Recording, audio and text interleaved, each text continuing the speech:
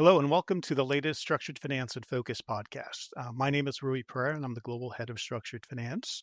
And today I'm joined by two of my colleagues, Dan Chambers and Eric Rothfeld. In this episode, we're going to be discussing the ever growing data center securitization market. So let's get into it with the first question, starting with you, Dan. So, why did Fitch release a discussion paper on data center assumptions, and what are the key changes being contemplated, and why now?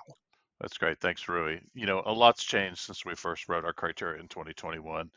You've seen an explosion in the need for debt capital that's keeping up with the demand for data center computing power.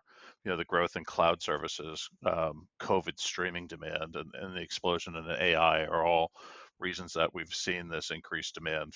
Institutionally, we've taken the view that the differences in debt structures, there can be differences in debt structures across project finance, CMBS, and ABS, and those differences might warrant a slightly different approach to leverage and ratings, but we should maintain a harmonized approach, an institutional view on some of the key attributes that we're focused on, identifying the key risks that we see in data centers, a consistent approach to developing rating assumptions and the sources of data that we're using to rely on that.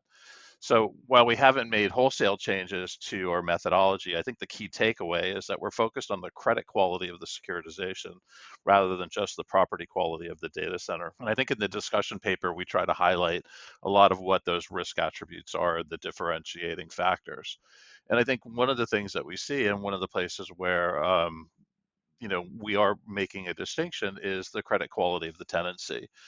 To the extent that you have a large tenant or a large investment grade tenant with a long-term lease and plenty of term left on that lease, it provides an opportunity to delever over, past the ARD structure.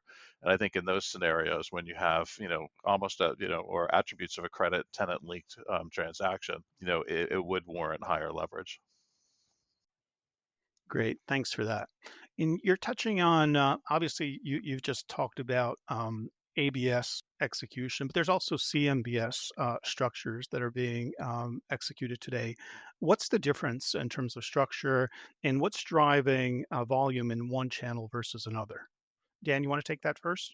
Yeah, I think, on the ABS side, traditionally that has been the avenue where data center securitization's been done. The reasons for that are, the structure is probably a little bit more timely in terms of, if there were changes in performance, changes in values, there's performance triggers that would allow you to delever.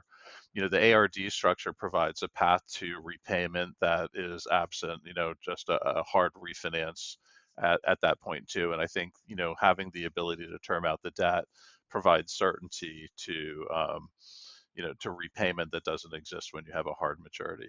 Great, thanks, Dan. How about from your perspective, Eric? Do you want to weigh in on this one? Oh, I mean, CMBS offers more of a static pool with a shorter time horizon than ABS. I mean, we're typically looking at 5-year transactions, and upon a failure to refinance, you're looking at a liquidation analysis. Because of the shorter time horizon, there is greater visibility into the lease profile, relevant technology risk. However, as Dan mentioned, there is a little bit less flexibility at maturity than you have on the ABS side. And because of that, the leverage attachment points tend to be a little bit more conservative. Great. And let's stick with you, Eric, and spend a few minutes on CMBS. So, how is that market evolving, and what changes, if any, have we made in that sector? Well, data centers have been included in CMBS transactions for years. It's just that the profile of the collateral has changed in recent years. In the past, it was more network dense facilities, such as 60 Hudson in New York City and One Wilshire in Los Angeles. And we also saw some smaller repurposed industrial properties that may have been included in multi-borrower conduit deals. Over the last few years, we have seen the inclusion now of kind of large hyperscale transactions that may have been more on the ABS side in the past. We do have an established and mature large loan criteria, which we've looked at data centers in the past, and it has the flexibility to address the risk profile that we look at in hyperscale and also in enterprise colocation. So it really just was a matter of doing our research and determining what the appropriate inputs into that model were. And, that's been done in conjunction with the Global Cross Sector Group and the Global Infrastructure Group to develop that house view. So that's looking at property cash flow items, relevant market cap rates to determine what works well within the large loan criteria. Great. Thank you, Eric. All right, one last question. Data center financing is a global sector with loans being originated across regions from various parts of North America to Europe to parts of Asia. Is your criteria fit for purpose? And maybe you can start, Dan, and offer a view on ABS, and then Eric, you can weigh in. Yeah, great question. The data center methodology that we have as part of our digital infrastructure securitization rating criteria, and that criteria is global.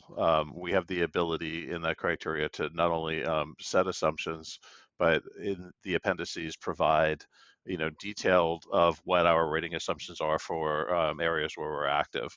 So we have the ability, if we're looking at deals in Asia or Europe, and to the extent that it warrants different multiples or there's other considerations jurisdictionally that we want to factor in, the criteria has the ability to incorporate that into our methodology and the rating assumptions that we're using.